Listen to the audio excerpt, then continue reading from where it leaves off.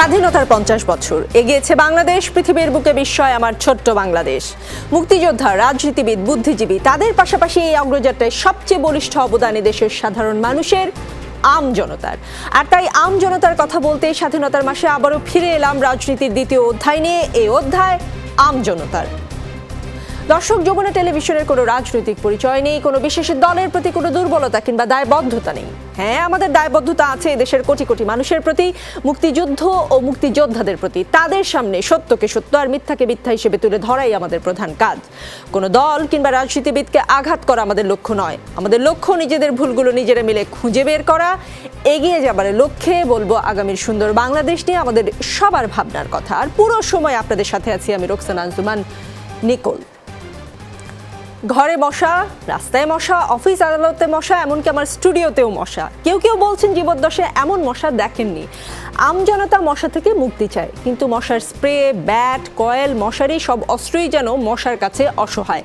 মশার সাথে মানুষের এই যুদ্ধে এখনো পর্যন্ত মানুষের অবস্থান খুব একটা সুবিধাজনক অবস্থায় নেই।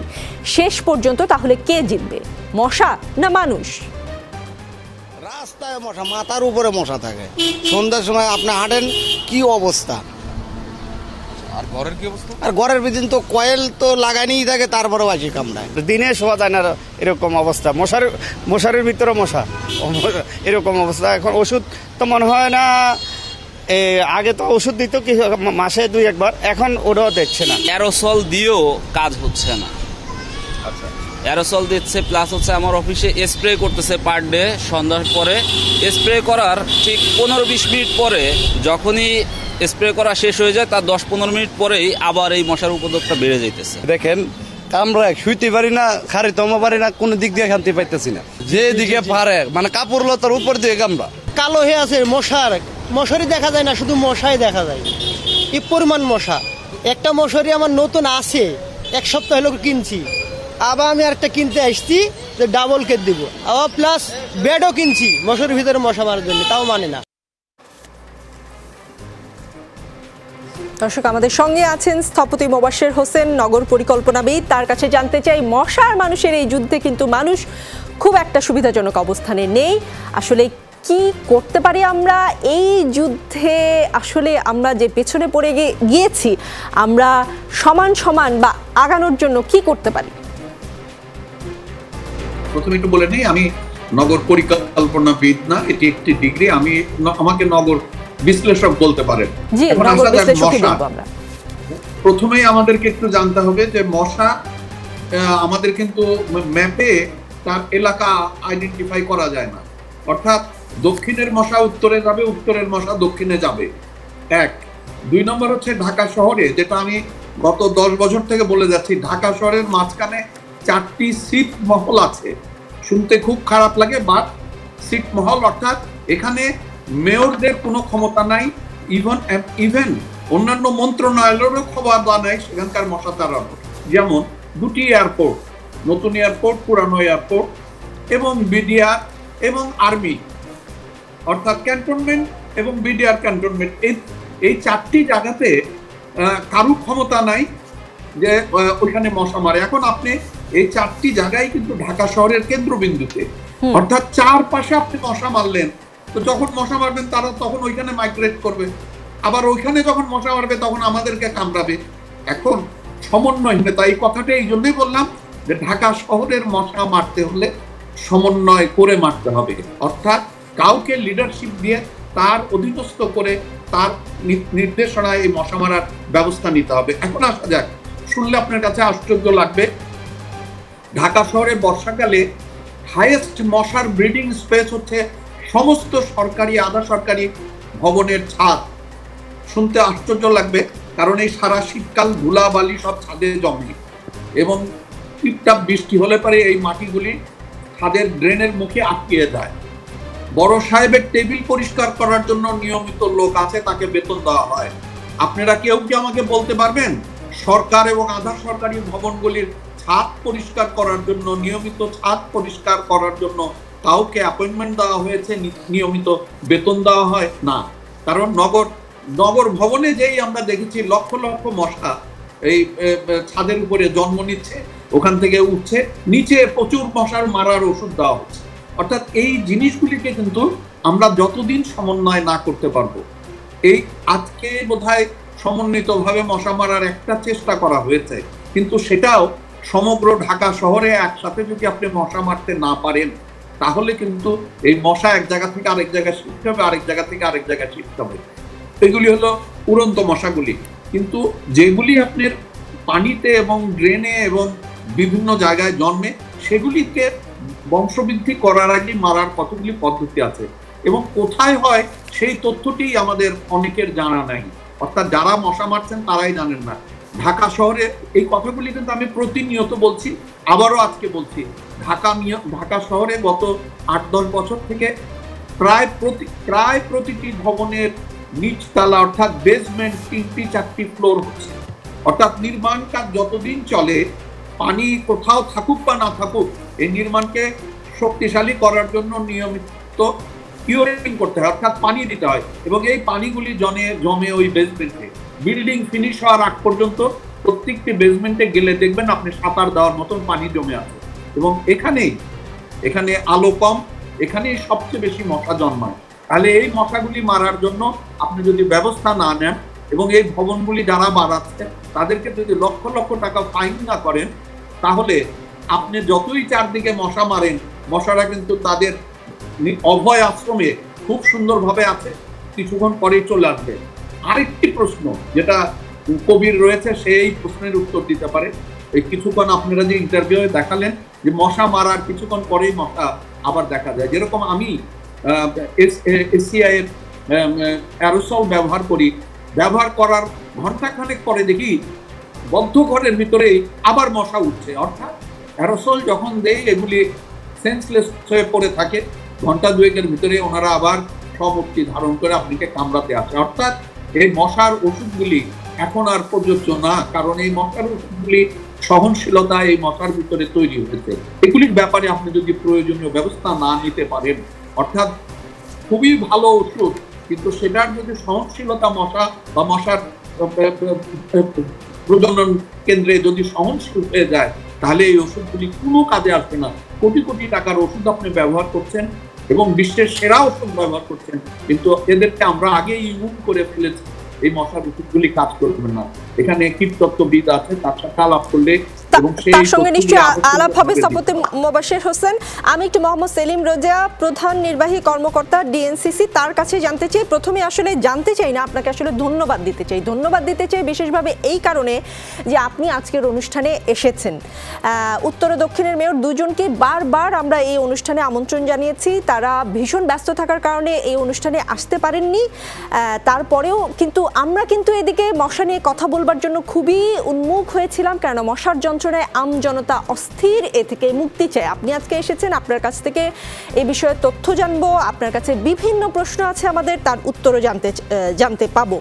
আপনি নিশ্চয়ই এতক্ষণ নগর বিশ্লেষক স্থপতি মোবাশ্বের হোসেনের কথা শুনছিলেন। তিনি যেসব কথা বলেছেন, তিনি বলেছেন এইসব কথা আমি বারবার বলছি, সবাই জানে, পত্রপত্রিকায় এসেছে, নগর বিশ্লেষকরা আপনাদের বলছে সমন্বিত মশা যেন পুরো রাজধানীতে একসঙ্গে মারা হয়, বিভিন্ন পয়েন্টের কথা তিনি বললেন। এগুলো তো আমরা জানি, শুনে আসছি, তাহলে সমস্যাটা কোথায়? কেন এত কষ্ট করতে হচ্ছে রাজধানীবাসীকে?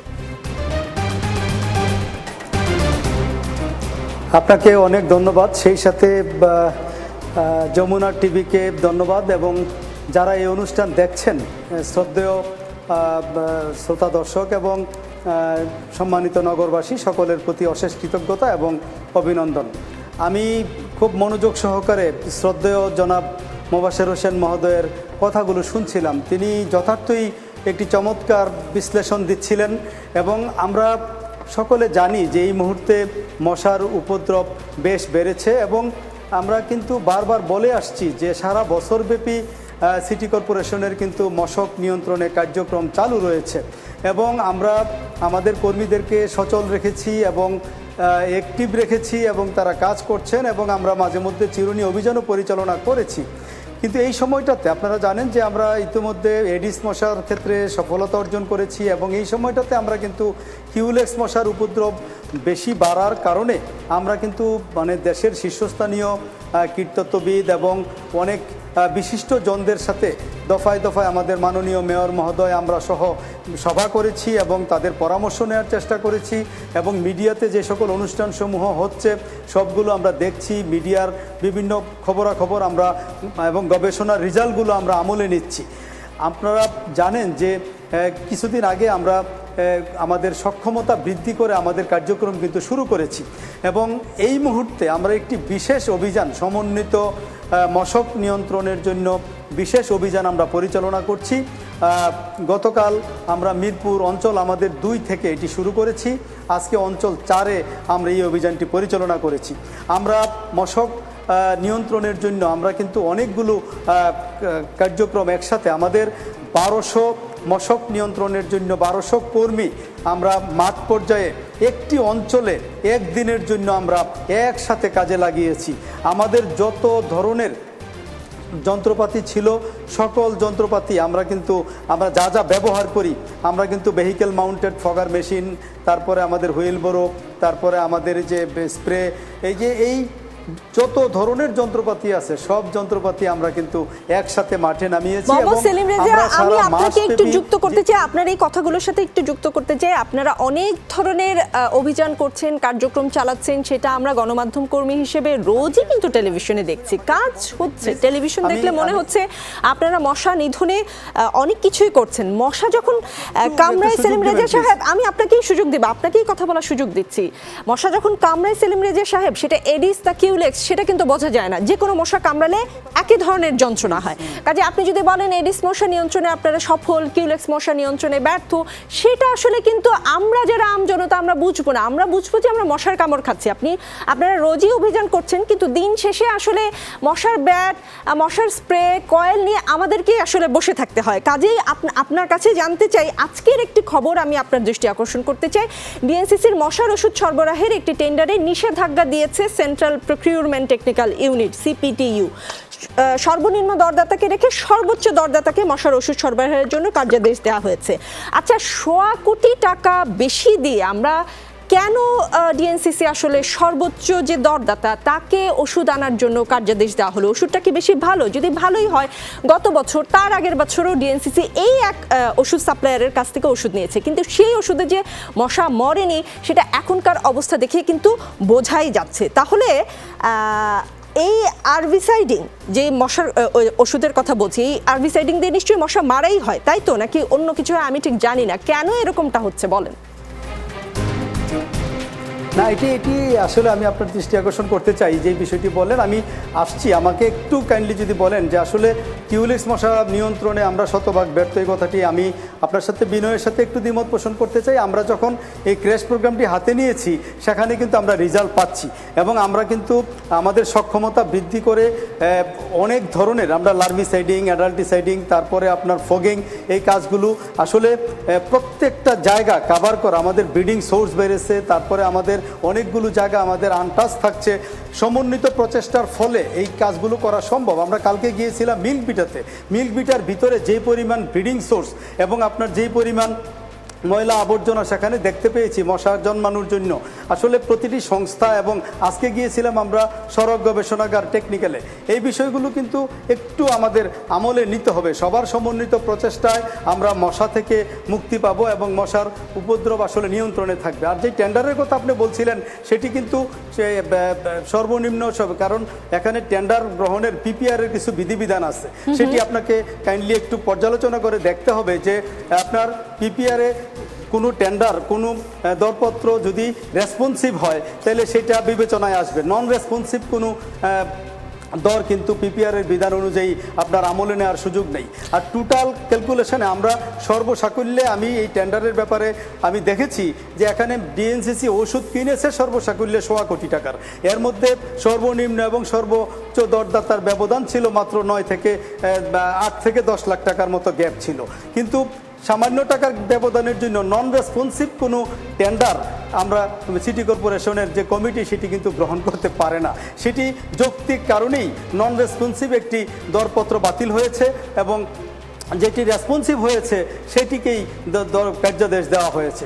আর ওষুধের ক্ষেত্রে যেটা বললেন, আমরা বলেছি যে আমরা ম্যালাথিয়ন ব্যবহার করছি, টেমিফস ব্যবহার করছি, এবং আমরা যে ওষুধ ব্যবহার করছি ম্যালেরিয়া ওএলবি ব্যবহার করছি।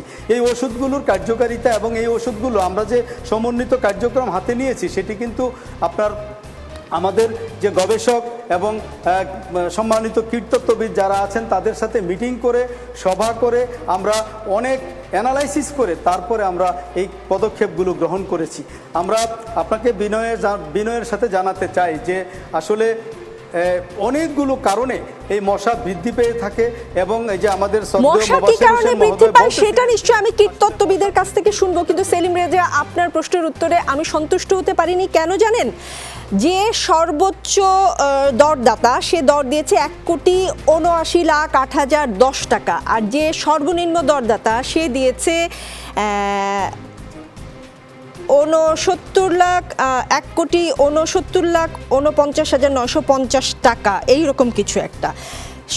কাজে এই দর অনুযায়ী, এই হিসাব অনুযায়ী একটা নন রেসপন্সিভ টেন্ডার, এটা পিপিআর এর নিয়মটা একটু দেখতে হবে কাইন্ডলি। নিয়মের কথা আমি বলছি, নিয়মের কথা আপনাকে বলছি, নিয়ম মেনেই তারা করেছে। এবং সর্বনিম্ন দরদাতা যে, তার অভিযোগ ইপিজিতে আপিল করার যে কলাম, সেই কলামও ডিএনসিসি বন্ধ করে দিয়েছে। যদি তাদের কোনো ফল্ট থাকে তারা তো সেই কলামে আপিল করে। ম্যাডাম প্লিজ, না ডিএনসিসির সে ক্ষমতা নাই, কারণ এটা ইজিপিতে এটা ডিএনসিসি বন্ধ করা খোলার কোনো সুযোগ নাই, এটা ওপেনই ছিল এবং ওনারা অভিযোগ পরে করেছেন, তার আগেই এটা হয়ে গেছে। এবং সবচেয়ে বড় কথা হলো যে একটা দরপত্র যখন নন রেসপন্সিভ হয়, অর্থাৎ এখানে 5 বছরের যে অভিজ্ঞতার কথা বলা ছিল, ওনারা 5 বছরের অভিজ্ঞতার সপক্ষের কাগজ না দেওয়ার কারণে এই দরপত্রটি নন রেসপন্সিভ হয়ে গেছে। তো আজকে আমরা ব্যাপক মশার ওষুধ হয়তো পেতাম না আমরা যদি তখন আমাদের সেকেন্ড টেন্ডারে যাওয়ার সুযোগ ছিল না, তাই কিছু টাকা বেশি হলেও আমরা সেই ওষুধটি নিতে হয়েছে, এবং এটা পিপিআর এর বিধান মেনেই সেই কাজটি করা হয়েছে। আপনারা বিধান মেনে করলেও কিন্তু সিপিটিইউ কিন্তু এই সেই চুক্তির উপর নিষেধাজ্ঞা দিয়েছে। নিশ্চয়ই কোনো যৌক্তিক কারণ না ছাড়া সিপিটিইউ সেই দরপত্র বন্ধ করে দিত না। এবং দক্ষিণ সিটি কর্পোরেশন কিন্তু এই প্রতিষ্ঠান থেকে, যেই প্রতিষ্ঠানের পক্ষে আপনারা বা যেই প্রতিষ্ঠান থেকে ওষুধটা নিচ্ছেন, দক্ষিণ সিটি কর্পোরেশন কিন্তু গত বছর থেকেই সেখান থেকে ওষুধ কেনা বন্ধ করে দিয়েছে। সেলিম রেজা, আসবো আমি আপনার কাছে। আমি একটু যেতে চাই অধ্যাপক ডক্টর কবিরুল বাশার, কীটতত্ত্ববিদ, তিনি জাহাঙ্গীরনগর বিশ্ববিদ্যালয়ের প্রাণীবিদ্যা বিভাগের অধ্যাপকও। আপনি তো আসলে মশা নিয়ে অনেক গবেষণা করেছেন, আপনি সবই জানেন, আপনাকে আসলে প্রশ্ন করার তেমন কিছু নেই, আপনার কাছ থেকে জানারই বেশি। তারপরেও আমি একটু আপনার কাছে জানতে চাইবো যে আপনি তো ডিএনসিসিকে নোভালুরন ব্যবহার করতে নিষেধ করেছিলেন, তাও ডিএনসিসি করেছে, এবং এটা যে কাজ করেনি মোটামুটি এখন মনে হচ্ছে সেই কথা একটু ঘুরে ফিরে আসছে যে এটা কাজ করলে তো আসলে এই সময় এত মশা থাকতো না। তাহলে ডিএনসিসি কেন আপনার কথা শুনলো না, আর খামোখা 45,05,544 টাকা ব্যয় করে ইংল্যান্ড থেকে ওষুধ নিয়ে আসলো?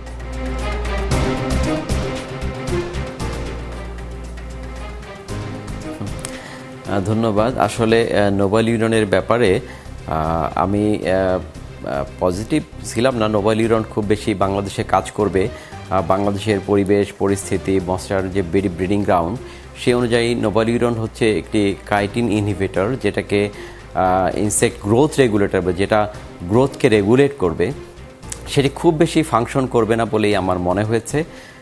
তো সেটি আসলে কোন কীটনাশক সিটি কর্পোরেশন কিনবে, কোন কীটনাশক কিনবে না, সেটি সম্পূর্ণই সিটি কর্পোরেশনের দায়িত্ব। সিটি কর্পোরেশন যেটা ভালো মনে করেন ওনারা সেটা কিনবেন অবশ্যই।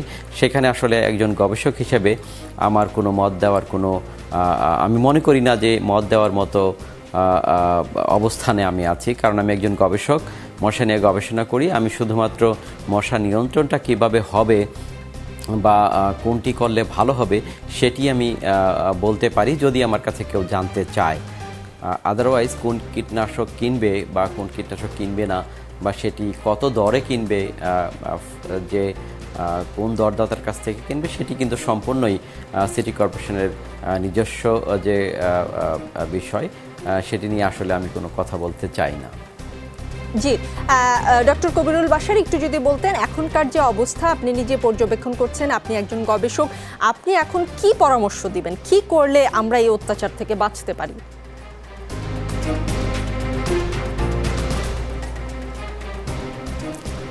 আমি দেখুন, আমি কিন্তু জানুয়ারি মাসের 17 তারিখে আমি প্রেডিকশন দিয়ে বলেছি যে ঢাকা শহরের মশা বেড়ে যাবে অনেক বেশি এবং এটি মার্চ পর্যন্ত বাড়তেই থাকবে যদি আমরা র্যাপিড ক্র্যাশ প্রোগ্রাম করতে না পারি। এখন এটি বাড়ছে, কিন্তু আপনারা দেখছেন যে বাড়ছে। যতদিন পর্যন্ত একটি বৃষ্টি এবং ঝড় না হচ্ছে ততদিন পর্যন্ত এই কিউলেক্স মশাটা কমবে না। যদি নেচার আমাদেরকে মশাটাকে নিয়ন্ত্রণে নিয়ে আসে, প্রকৃতি সদয় হয়, তাহলেই হয়তো এই মশাটা নিয়ন্ত্রণে আসবে। তার মানে আপনি কি বলতে চাচ্ছেন, একটু বলি আমি, তার মানে আপনি বলতে চাচ্ছেন আমাদের এই যে কোটি কোটি টাকা ব্যয় মশা নিধনের জন্য, ক্র্যাশ প্রোগ্রাম, অনেক কিছু, কি বলবো, মশার ওষুধ, কয়েল, এগুলো কোনো কিছুই আসলে কোনো কিছুর উপর আমরা আর ভরসা করতে পারবো না, এখন আমাদেরকে সৃষ্টিকর্তার উপর ভরসা করতে হবে মশার হাত থেকে বাঁচবার জন্য?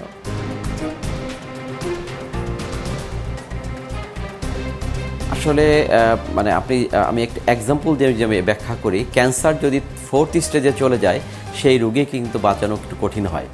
তো মশাটা এখন যেই পর্যায়ে আছে সেই পর্যায়ে একে নিয়ন্ত্রণে আনা বেশ কঠিন। এখন মানে আপনি যেখানে ঢাকা শহরের যত জলাধার আছে, যেখানে পানি পচে গেছে, আপনি প্রতিটা জায়গাতে আপনার মশার অনেক বেশি ব্রিডিং হচ্ছে, জন্মাচ্ছে মশাটা। সেখানে আমরা চলমান অভিযান এর কথা যে আমরা শুনছি, যে এই চলমান অভিযানেও কেন কমছে না, সেটি যদি আমরা একটু বিশ্লেষণ করি। চিরুনি অভিযান যে শব্দটি আছে আমরা শুনছি, যে চিরুনি অভিযান যদি ঠিকমতো চিরুনি মতোই করে করা হয় তাহলে কেন মশা কমবে না? মশা যে জায়গাগুলোতে হয়, মশা তো পানিতে হয়, মশা পানি ছাড়া অন্য কোথাও হওয়ার কোনো সুযোগ নেই। এখন ঢাকা শহরে কোথায় কোথায় পানি আছে, ড্রেন, ডোবা, নর্দমা এবং পচা পানি আছে, সেটি বের করা কিন্তু খুব কঠিন কিছু নয়। প্রতিটি ওয়ার্ডে একজন করে কাউন্সিলর মহোদয়রা আছেন, তাদের নেতৃত্বে তারা প্রতিটি ওয়ার্ডের প্রতিটি রাস্তায়, প্রতিটি গলিতে কোথায় পানি আছে, কোথায় একটি জলাধার আছে, কোথায় একটি ডোবা আছে, তারা কিন্তু জানেন। যদি সেখানে ডোবা থেকে থাকে, সেখানে মশার লার্ভা আছে কিনা সেটি ফাইন্ড আউট করাও কিন্তু খুব কঠিন কিছু না। যদি থাকে, সেখানে পরিষ্কার পরিচ্ছন্নতা অভিযান, প্রথমে হচ্ছে পরিষ্কার পরিচ্ছন্নতা, তারপরে সেখানে যদি আমরা লার্ভিসাইড দিই, লার্ভিসাইড দিলে সেখানে মশা মানে বেঁচে থাকার কোনো সুযোগ নেই। যে লার্ভিসাইডটি সিটি কর্পোরেশন আছে, টেমিফস, সেটিও কার্যকর। আমি সেটিকে টেস্ট করে দেখেছি, সেটিও কার্যকর। যদি আমি একটি জলাধারে মশা দেখি, সেইখানে যদি আমি সঠিক মাত্রায় সঠিক সময়ে যদি আমি কীটনাশক প্রয়োগ করি, লার্ভিসাইড যেটিকে আমরা বলছি, প্রয়োগ করি, টেমিফস প্রয়োগ করি, তাহলেই এখানে মশাটা আর কিন্তু বেঁচে থাকতে পারবে না। তাহলে আমরা এটিকে নিশ্চিত করছি যে আমি যেখানে মশাটা হচ্ছে, চিরুনি অভিযানে আমি যেই মশা জন্মানোর যে স্থানটি আছে সেই স্থানটিকে আমরা টার্গেট করে সেটিকে পরিষ্কার পরিচ্ছন্নতা করে সেইখানে আমি কীটনাশক দিয়ে আমি নিশ্চিত করেছি কিনা সেই মশার লার্ভাটির মৃত্যু। যদি আমরা এই ইনসেক্টিসাইডটা দিয়ে আসি, দিয়ে আমাকে পরের দিন দেখতে হবে ওই জায়গাটিতে যে আমি গতকাল যে কাজটি করেছি সেই কাজটিতে আমার রেজাল্ট এসছে কিনা। যদি রেজাল্ট না আসে তাহলে কীটতত্ত্ববিদদের কাছে কথা বলা যেতে পারে যে আমি তো এই কাজটি করেছি, তাহলে আমার রেজাল্ট এই আসছে, রেজাল্ট আসেনি অথবা রেজাল্ট আসছে। প্রতিটি কাজেরই একটি পুরো পরবর্তী মূল্যায়ন হওয়া দরকার। এই মূল্যায়নটা যদি না হয়, যে আমি কাজ করছি, অনেক কাজ চলছে, কিন্তু কাজের ফলাফলটা কী হচ্ছে সেটি যদি আমরা না দেখি, সেটি আমার নিজের জন্যও দেখা দরকার যে আসলে আমি যে কাজটা করলাম, যে অভিযান করলাম, অথবা আমি যে মসকিটো কন্ট্রোলটি করলাম, সেই কন্ট্রোলের পরবর্তী যে আসলে ফলাফল কী আসলো। যদি ফলাফলটা ভালো আসে তাহলে আমরা ওই প্রক্রিয়াটাতেই আমরা কন্টিনিউ করব। আর যদি ফলাফল ভালো না আসে তাহলে আমাদেরকে যারা অভিজ্ঞ কীটতত্ত্ববিদ আছেন, যারা অনেকদিন ধরে মশা নিয়ে কাজ করছেন, তাদের পরামর্শ নেওয়া যেতে পারে। ডক্টর কবিরুল বাশার, আমি একটু বিএনপি নির্বাহী কমিটির সদস্য তাবিথ আউয়ালের কাছে প্রশ্ন রাখতে চাই, তার কাছে জানতে চাই, গত বছরের ফেব্রুয়ারি মাসে প্রধানমন্ত্রী শেখ হাসিনা 2 মেয়রের শপথ অনুষ্ঠানে সতর্ক করে বলেছিলেন মশা আপনার ভোট যেন খেয়ে না ফেলে। সেটা নিশ্চয়ই দেখতে হবে, মেয়রদেরকেই দেখতে হবে। এবং প্রধানমন্ত্রী আরও বলেছিলেন যে মশা ক্ষুদ্র হলেও অনেক শক্তিশালী। মশা যে শক্তিশালী সেটা আমরা টের পাচ্ছি ইতিমধ্যে। মশার কারণে নগরবাসী যে নাকাল, আপনার কি মনে হয় সেই কারণে মানে মশা আসলেই ভোট খেয়ে ফেলছে? সামনে কি আপনি আপনার জন্য কোনো সুদিন দেখতে পাচ্ছেন কিনা? কারণ এক পক্ষের ভোট খেয়ে ফেললে আপনার পক্ষে ভোট যাবে, সেটাই স্বাভাবিক।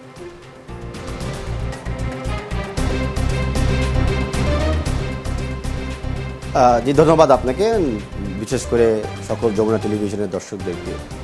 দেখেন, যেখানে সাধারণ মানুষের জনগণের ভোগান্তি আসে সেই জায়গা থেকে কখনোই কিন্তু কারো সুদিন আসতে পারে না। অ্যাটলিস্ট আমি ব্যক্তিগত বিশ্বাস করি ভোট, ইলেকশন, পলিটিক্স এক জায়গা, কিন্তু নাগরিক সুযোগ সুবিধা। আমি দিনের শেষে আমি একটা নাগরিক, আর আপনার শোতে আমি অবিসময়ে বাসা থেকে যোগদান দিয়েছি। আমার বাসা ভিতরেও কিন্তু আমি টিভিতেও আছি এবং মশা নিয়ন্ত্রণ করতে ব্যস্ত আছি পাশাপাশি। তো এই পরিস্থিতি আমার মোকাবেলা করতে হচ্ছে।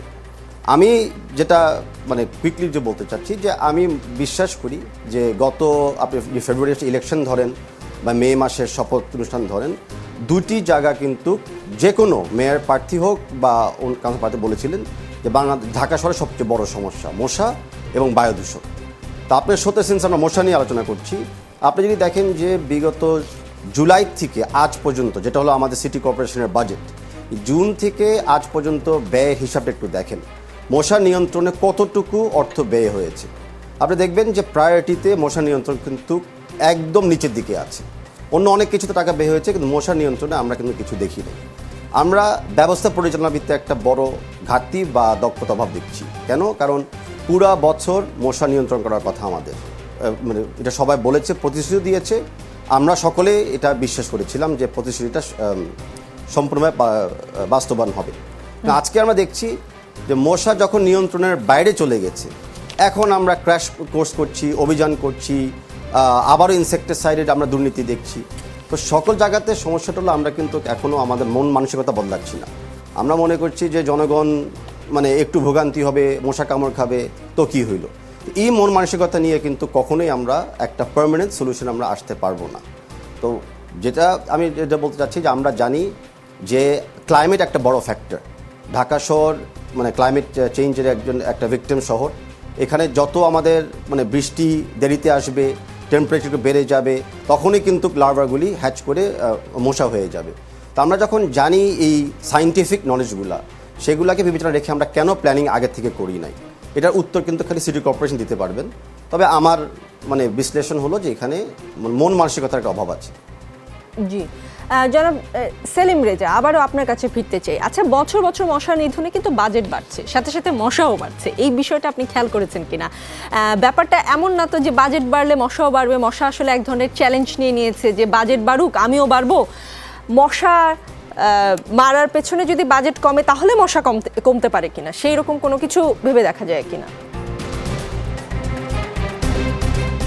আপনাকে ধন্যবাদ। আসলে খুব চমৎকার আলোচনা শুনছিলাম। আমাদের সাথে প্রফেসর কবিরুল বাশার সাহেব চমৎকারভাবে বলছিলেন। তারপরে আমরা মোবাশর হোসেন মহোদয়ের কথাও শুনছিলাম এবং আমাদের সাথে যুক্ত ছিলেন জনাব তাবিদ আউল মহোদয়ের কথাও শুনছিলাম। আমরা আসলে মশার জন্য যে পদক্ষেপগুলো নেওয়া হচ্ছে, আপনি জানেন যে সারা বছরব্যাপী কিন্তু মশক নিয়ন্ত্রণের জন্য কার্যক্রম চলে। এটি একটি সমন্বিত উদ্যোগ। সিটি কর্পোরেশন যে উদ্যোগগুলো নিচ্ছে, আপনি যদি লজিক্যালি দেখেন তাহলে দেখবেন যে সেখানে আসলে আন্তরিকতার সাথেই সিটি কর্পোরেশন এই কাজগুলো করছে। আমাদের স্বাদ এবং সাধ্যের সমন্বয়ের মধ্যেই আমরা কিন্তু সর্বোচ্চটুকু দেওয়ার চেষ্টা করছি। এই মুহূর্তে শুধুমাত্র যে আজকে আমরা ক্র্যাশ প্রোগ্রাম করছি বা এইটা বিষয়টি এরকম নয়। মোবাশর হোসেন মহোদয় চমৎকারভাবেই বলেছেন যে সিটি কর্পোরেশনের নিয়ন্ত্রণের বাইরেও কিছু জায়গা পেরিফেরিতে এবং সিটি ঢাকা শহরের মধ্যে থেকে যাচ্ছে, যেই জায়গাগুলোতে সিটি কর্পোরেশন কিন্তু টাচ করছে না।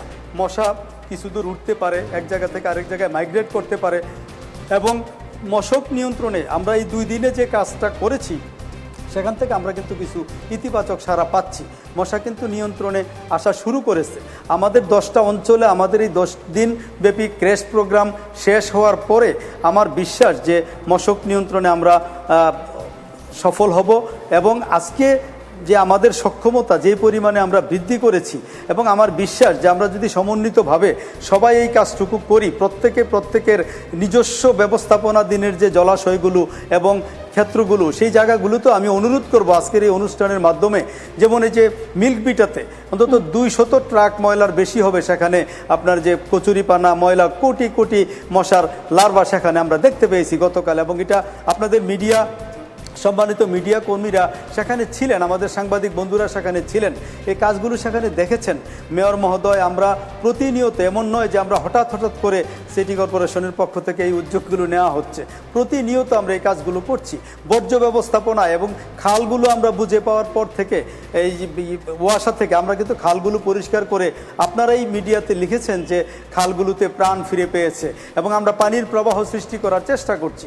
আপনি জানেন যে অনেক টাকা দিয়ে বাড়ি তৈরি করে তারপরে ফিকেল স্লাজের কানেকশানটা, আমাদের পয়বর্জ্যের কানেকশানটা কিন্তু আমরা খালের মধ্যে আমাদের লেকে দিয়ে দিচ্ছি এবং এটা গুলশান বনানী বাড়ি দ্বারা তো তাই আমরা লক্ষ্য করছি। আমরা এটা নিয়ে আমরা সকল স্টেক হোল্ডারদেরকে নিয়ে আমরা মিটিং করেছি এবং আমরা পত্রিকায় বিজ্ঞপ্তি দিয়ে সতর্কতা আমরা 31শে মার্চ পর্যন্ত সময় দিয়েছি যে না হলে আমরা অভিযান পরিচালনা করব।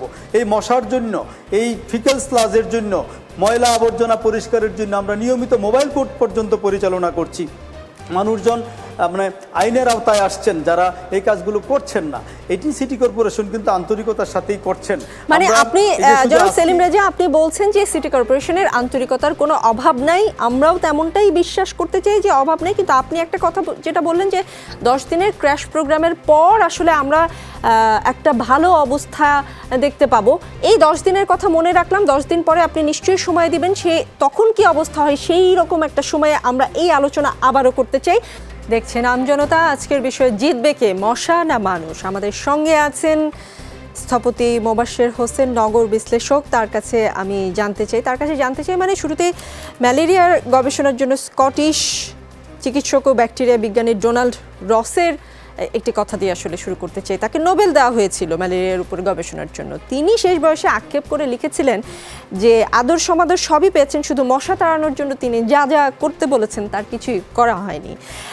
তো এই যে আপনি স্থপতি মোবাশ্বের, আপনাকে প্রায় সময় এসব নিয়ে বলতে শুনি, নগরের বিভিন্ন সমস্যা নিয়ে বলতে শুনি, কি করে মশা তাড়ানো যায় দ্রুত বা কি করা যেতে পারতো সেগুলো নিয়ে বলতে শুনি। আপনি আসলে কি এখন আক্ষেপ করবেন কিনা এর মতন, যে স্কটিশ বিজ্ঞানীর মতন, যে অনেক কিছুই বললাম কিন্তু কিছুই আসলে মানা হলো না? আবার ওইদিকে কিন্তু আপনি নিজেই শুনলেন যে সিটি কর্পোরেশন বলছে তাদের আন্তরিকতার কোনো অভাব নেই, সবই দেখতে পাচ্ছি, সবই করা হচ্ছে, মশা আসলে দমাতে কামান দাগানো ছাড়া বাকি সব কিছুই কিন্তু আমরা করছি, তাহলে সমস্যাটা কোথায়? দেখেন, আন্তরিকতা এক জিনিস, ইকো হচ্ছে, আন্তরিকতা এক জিনিস, আমি বুঝতে পারছি না আমার কথা ইকো হচ্ছে, কিন্তু আপনার কথা কিন্তু আমরা শুনতে পাচ্ছি। তাহলে ঠিক আছে, আমি বলে যাচ্ছি। দেখেন, আন্তরিকতা একটা জিনিস, আরেকটা হচ্ছে যে এটা প্রযোজ্য কিনা সেটি আরেকটি জিনিস। আমি আন্তরিকতা নিয়ে অনেক কাজ করলাম, কিন্তু আমি কখনো খোঁজ নিলাম না যে ওষুধটি ঠিক কি বেঠিক। এখন আসা যাক, দেখেন আমি একটা করে আমি অনেকগুলি তথ্য দেব যেগুলির উত্তর আমাকে যদি দিতে পারে তাহলে অনেক সমাধান হবে। যেরকম মিল্ক ভিটা এবং কল্যাণপুরে বাসের ওখানে থেকে সিটি কর্পোরেশন কর্তা ব্যক্তি আমাকে টেলিফোন করে জানালেন যে এই দুরবস্থা। আমার ওখানে একটাই বক্তব্য ছিল যে সরকারি প্রতিষ্ঠানগুলিকে on the spot lakh lakh টাকা আপনি ফাইন করতে পারেন না কেন? জনগণ খালের এলাকা দখল করে যদি বিল্ডিং বানানোর সাথে সাথে বুলডোজার দিয়ে ভাঙানো যায়, তাহলে মিল্ক ভিটাকে ফাইন করা গেল না কেন? মিল্ক ভিটা তালা লাগানো গেল না কেন? আপনাকে এই ক্ষমতায় চলে আসতে হবে। সরকারি প্রতিষ্ঠানে সবচেয়ে বেশি মশার উৎপাদন হয়, সরকারের জায়গাগুলিতে সবচেয়ে বেশি মশা উৎপাদন হয়, এইটি আমাদেরকে মানতে হবে। আরেকটা হচ্ছে সিটি কর্পোরেশনের ব্যাপারে আমার এই আলোচনার পরিপ্রেক্ষিতে একটি বক্তব্য আছে। কবি কয়েকবার বলল যে সে অ্যাডভান্স, আমরাও দেখেছি সে পত্র পত্রিকায় লিখেছে যে এবার মশার আক্রমণ বাড়ার সম্ভাবনা অনেক বেশি, আমরা নিজেরাই দেখেছি। তাহলে না বাড়া পর্যন্ত আমি কোনো ব্যবস্থা নেব না, তা তো হয় না। এবং এই দুর্ঘটনাটি ঘটার কারণ হচ্ছে যে সিটি কর্পোরেশনে হাইলি কোয়ালিফাইড এই বিশেষজ্ঞদেরকে চাকরিতে রাখা হয় না কেন? উচ্চ বেতন দিয়ে তাদেরকে রাখা উচিত। কারণ আপনি যদি জনগণকে মশার হাত থেকে বাঁচানোর জন্য 60-70-100 কোটি টাকা খরচ করতে পারেন, বছরে 1 কোটি টাকা খরচ করে এই বিশেষজ্ঞ রাখতে পারবেন না, আমি এটা বিশ্বাস করি না। বিশেষজ্ঞ রাখলে পারে আপনার ওই ওষুধের টাকা দিয়েই ওনাদের বেতন এবং ওনাদের সুখ সুবিধা সবকিছু করা যেত। এখানে একটি বিরাট গাফলতি রয়ে গেছে। এখন আসা যাক, এই আরেকটি তথ্য আমি এর আগেও বলেছি, মাননীয় মেয়রকেও আমি বলেছি যে ঢাকা শহরের ফুটপাতকে সুন্দর করার জন্য উন্মুক্ত ড্রেনগুলিতে স্ল্যাব দিয়ে বন্ধ করে দেওয়া হয়েছে এবং সেই স্ল্যাবগুলি তোলার কোনো ব্যবস্থা রাখা হয় নাই। কিউলেক্স মশা, যেটা সবসময় বলা হয় সবচেয়ে প্রতিগন্ধময় পানিতে এর জন্ম, অর্থাৎ স্ল্যাব দিয়ে ঢাকা শহরের বিউটিফুল ফুটপাতের নিচে লক্ষ লক্ষ কোটি কোটি মশা তৈরি হচ্ছে এবং সেই মশাগুলি বের হয় যেখান দিয়ে রাস্তার পানি ঢোকে সেইখান দিয়ে, অর্থাৎ ওইটা প্রায় 100 ফিট 150 ফিট পরে পরে এই জায়গাটি রয়েছে। তাহলে এইখানকার মশা মারার ব্যবস্থা কি হবে? এইটার মশা মারার জন্য যদি আপনি ব্যবস্থা না নিতে পারেন, সারা ঢাকা শহর মশা মুক্ত করলেন আর বিউটিফুল স্ল্যাবে ঢাকা ফুটপাতের নিচে মশা তৈরি করলেন আপনি, তাহলে ওই যে আপনি একটু আগে যে কথাটি বললেন সিটি কর্পোরেশনের কোনো ইয়ে নাই, সব সময় তারা জনগণের জন্য কাজ করছেন, জনগণের জন্য কাজ করছেন, অর্ধেক কাজ করলে এই প্রবলেমটির সমাধান হবে না। অর্থাৎ এই কাজটি আপনাকে করতে হবে, এই স্ল্যাবগুলির কোথাও না কোথাও তোলার ব্যবস্থা করতে হবে, অথবা যে জায়গা দিয়ে পানি ঢোকে এবং মশা ঢোকে, মশা বের হয়, সেই জায়গাতে পাইপ ঢুকিয়ে দুপাশে আপনার হাই প্রেসারে ওষুধ দেওয়ার ব্যবস্থা করতে হবে, ধোঁয়া দেওয়ার ব্যবস্থা করতে হবে। যদি আপনি এই কাজগুলি না করতে পারেন, ঢাকা শহরের বাকি জায়গাগুলির মশা তাড়ানোর চেষ্টা করলেন, সেই মশাগুলি তো এসে এই ফুটপাতের নিচেই তাদের অভয় আশ্রমে বসবাস করবে। এগুলি যখন আপনি মশা মারার চিন্তা করবেন, সর্বক্ষেত্রে আপনাকে আক্রমণ করতে হবে। যেরকম শত্রু, আপনি ডান দিকের শত্রু মারলেন আর বাঁ দিকের শত্রু মারলেন না, আপনার পিছনের শত্রু মারলেন, সামনের শত্রু মারলেন না, তাহলে এই শত্রুর হাত থেকে দেশ, জাতি বা নিজেকে রক্ষা করা সম্ভব না। আপনি যখন শত্রুর বিরুদ্ধে যুদ্ধ করবেন, তখন চারদিকে বলা হয় মাথার পিছনেও চোখ লাগিয়ে আপনাকে এই যুদ্ধে নামতে হবে। আমরা যদি এই কাজটি না করতে পারি, তাহলে আমাদের এর সমাধান হবে না। আর এই যে সিট মহলের কথা বললাম, এনাদেরকে সাথে নিয়ে সমগ্র ঢাকা শহর, প্রথমে হলো সমগ্র ঢাকা শহর, তারপরে ধাপ হবে ঢাকার সাথে লাগানো যে সিটি কর্পোরেশনগুলি আছে তাদেরকে নিয়ে আপনাকে কাজ করতে হবে। কারণ এই মশার কাছে কিন্তু ঢাকা শহরের ম্যাপ নাই। আমি বারবার এই কথা বলছি, তারা ম্যাপ দেখে চলাফেরা করে না যে তাপস সাহেবের ওখানে এবার যাব, আগামীতে অমুকের জায়গায় যাব, আতিক সাহেবের কাছে যাব, তা না। আপনাকে মশা মারতে হলে কেন্দ্রবিন্দু থেকে আরম্ভ করে আস্তে আস্তে আপনাকে স্প্রেড করে মশাকে খাদাতে হবে এবং সব সময় মনে রাখতে হবে মশার কাছে ম্যাপ নাই, সে ম্যাপ মেনে চলে না।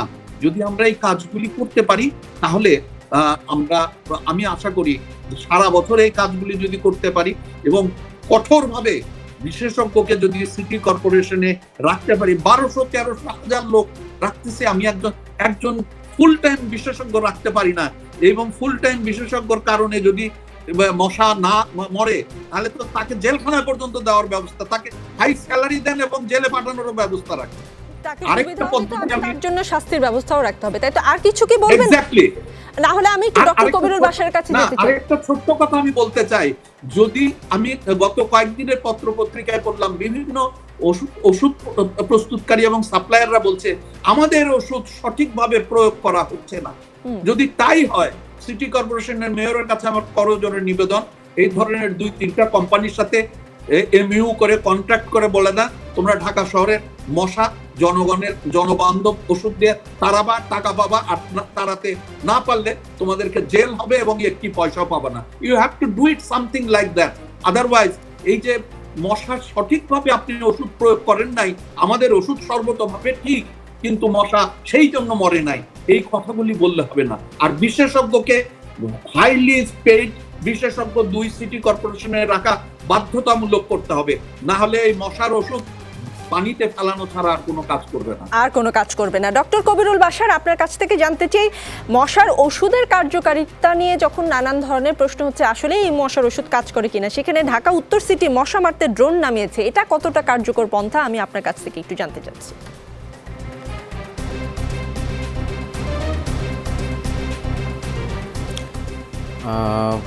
ধন্যবাদ। আসলে ড্রোন নামানো এটা একটা টেকনোলজি, নতুন টেকনোলজি, সেটি ব্যবহার করা যেতেই পারে। ঢাকা শহরে এমন এমন মশা জন্মানোর স্থান আছে যেগুলো আসলে হ্যান্ড হেল্ড স্প্রেয়ার দিয়ে অনেক সময় কাভার করা যায় না। যদি আমরা গুলশান লেকের কথাই বলি, গুলশান লেকের যদি আমি এক পারে দাঁড়িয়ে ইনসেক্টিসাইড স্প্রে করি আসলে কাভার দেওয়া খুব কঠিন। অথবা ঢাকার আপনি আশেপাশে বিভিন্ন জায়গায় বড় বড় প্লট আছে, বড় বড় বিল আছে, ঝিল আছে, যেগুলোতে আমরা প্রচুর মশা পাচ্ছি।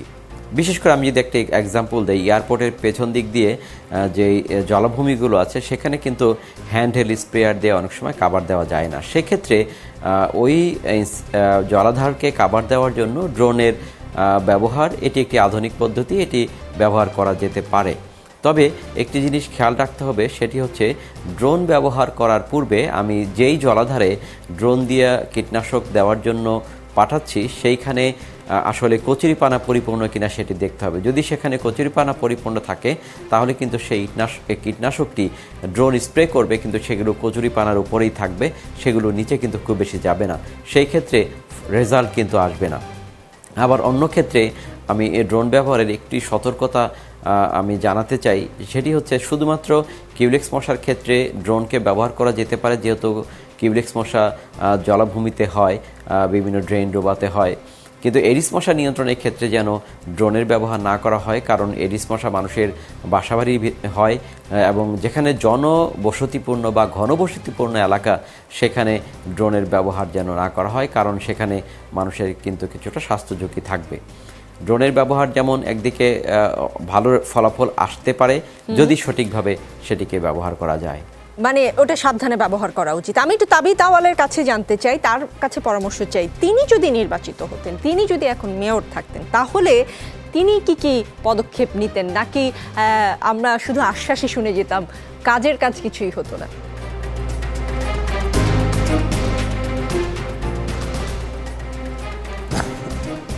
I hope not. দেখেন, আমি যেটা প্রথমে বলেছিলাম যে মশা নিয়ন্ত্রণ করা কিন্তু অ্যাকচুয়ালি ওরকম কোনো রকেট সায়েন্স না। মশা নিয়ন্ত্রণ করা কিন্তু একটা মন মানসিকতার ব্যাপার, আমাদের ইভেন দক্ষতার ব্যাপার। দক্ষতার জায়গায় যেখানে আছি, আমি নিশ্চিতভাবে আপনাকে বলতে পারছি যে যদি নির্বাচিত হতাম, আর এখনও যদি আমার সহযোগিতা কেউ চায়, আমি সেটার প্রস্তুত আছি যে আমরা পুরো বছর সময় মতো পদক্ষেপ নিতে হবে। যেমন ড্রোন নিয়ে যে আমরা কথা বললাম, ড্রোন সঠিকভাবে ব্যবহার করা এক জিনিস, কিন্তু ড্রোনটাকে সঠিক সময়তে ব্যবহার করতে হবে। অ্যান্ড দিন খালি না, দিনের কোন সময়, সকালে নাকি বিকালে নাকি দুপুরে, সেই সব প্ল্যানিংটা আমরা এখন দেখছি না। আমাদের একটা পুরা মশা নিয়ন্ত্রণ করার ক্যালেন্ডার থাকা উচিত। পুরা বছর প্রতিদিন আমরা কোন কোন এলাকাতে কোন প্রযুক্তি ব্যবহার করে আমরা কি করতে যাচ্ছি।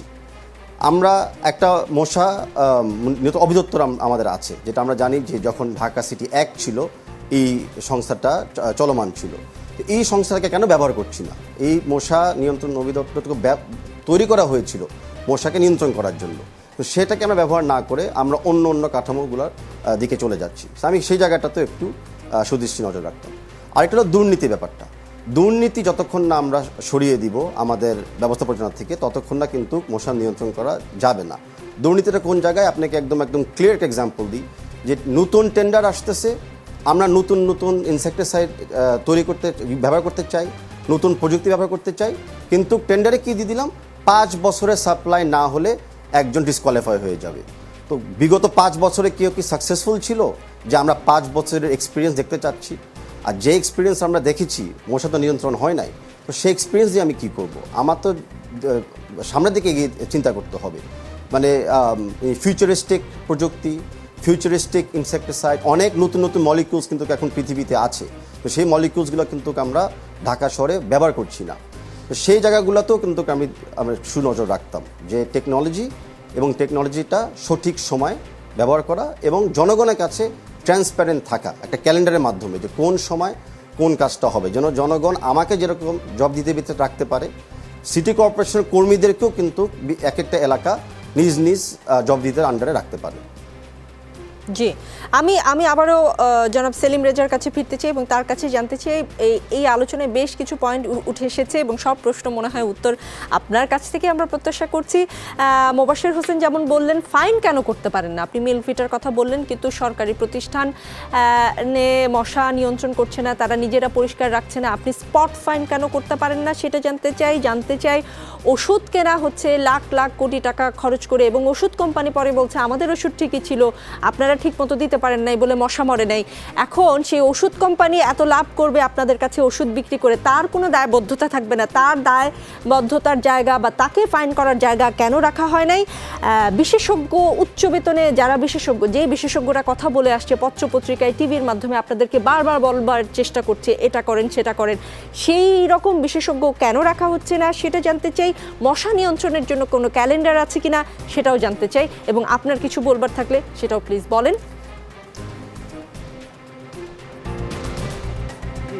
আপনাকে অনেক ধন্যবাদ। খুব সুন্দর কিছু বিষয় উঠে এসছে। আমরা এই বিষয়গুলো যদি একটু খেয়াল করি তাহলে এই যে মিল্ক বিটা, তারপরে সড়ক গবেষণাগার সহ আরও কয়েকটি সরকারি প্রতিষ্ঠানের মধ্যে আমরা যে ময়লা আবর্জনা এবং মশক জন্মানোর যে ব্রিডিং সোর্স আমরা পেয়েছি, সেখানে কিন্তু আমরা নিয়মিত, আমাদের যে এক্সিকিউটিভ ম্যাজিস্ট্রেট সেখানে ছিল এবং আমরা নিয়মিত মামলা করার উদ্যোগ নিয়েছি এবং বিজ্ঞ নির্বাহী ম্যাজিস্ট্রেট এই বিষয়ে নিয়মিত মামলা এই প্রতিষ্ঠানের বিরুদ্ধে করে দিচ্ছেন এবং সেই উদ্যোগ তারা নিয়েছেন।